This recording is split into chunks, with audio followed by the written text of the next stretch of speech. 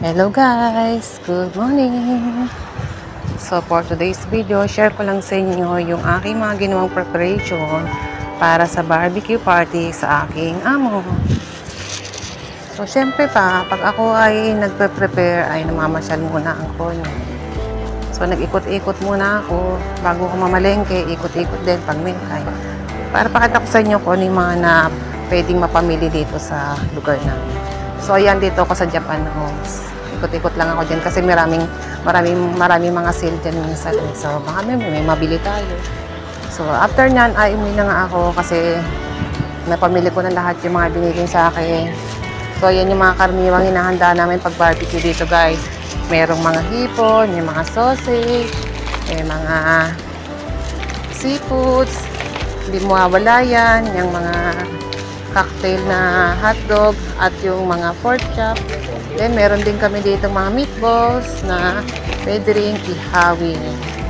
So ganyan ang tema ng mga pagbabarbecue dito sa Hong Kong guys. So meron din kaming binili dyan na mga tawag mo dyan yung oyster. So yan naman ay hindi iihawin. I-steam nila yan sa isang lagayan.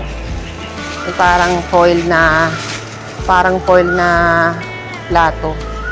So ito nga pala kasama yung talong sa iniihaw dito guys. Alam niyo ba iniihaw dito ang talong sa barbecue party.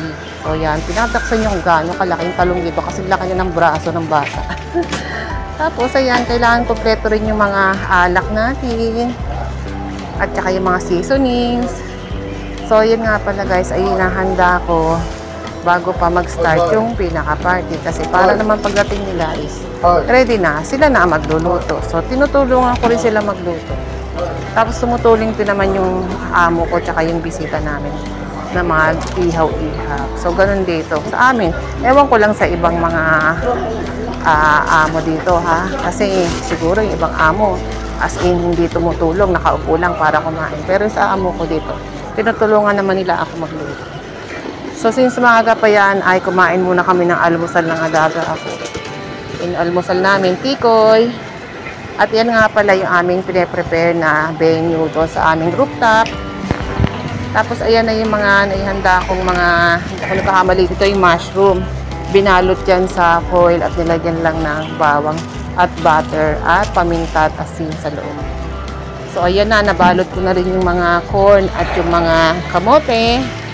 So, yung kamote tsaka corn dito guys ay iniihaw din para sa barbecue. So, ayan. Naka-ready na yan. Kasi hapon ang barbecue dito hanggang gabi. So, ito nga pa ihawa namin. Tapos, ayan, naglagay pa ng pakurtina si Mayora. So, ayan ang itsura niya. So, ito nga pala ay late video post. Ito pala ay noon pang nakaraang Chinese New Year. So, ngayon ko lang napakita sa inyo kasi wala akong time na mag-edit. So, ngayon habang nag-edit ako, ay naglalakad ako pauwi na ng bahay kasi galing ako ng palengke. So, masyadong busy ang konyang nyo ngayon. So, kung nakakarinig kayo ng mga ingay, yun yung mga ingay dito sa aming kalsada. Maraming mga nag-iingay dito. Ayan, ito naman yung ginagamit namin sa pag-barbecue. Diyan namin tinutusok. Kung gusto mag-ihaw-ihaw ng mga bata, nilalagay din dyan yung mga marshmallows. So, ayan. Ganyan ang itsura ng rooftop namin. So, ayan. Umaga pa lang yan.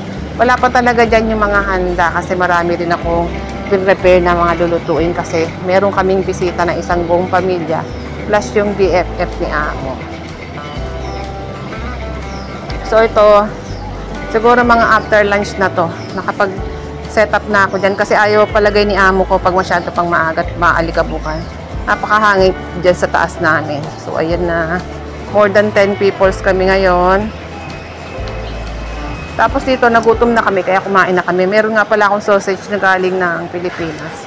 Kaya magtataka kayo, walang sausage na pula dito guys. Ang sausage dito ay mga kulay brown. So, nakapangginaw pa ako dyan kasi nga malamig. February pa yan. Ngayon ko lang na-edit. So, yun lang guys. Bye-bye!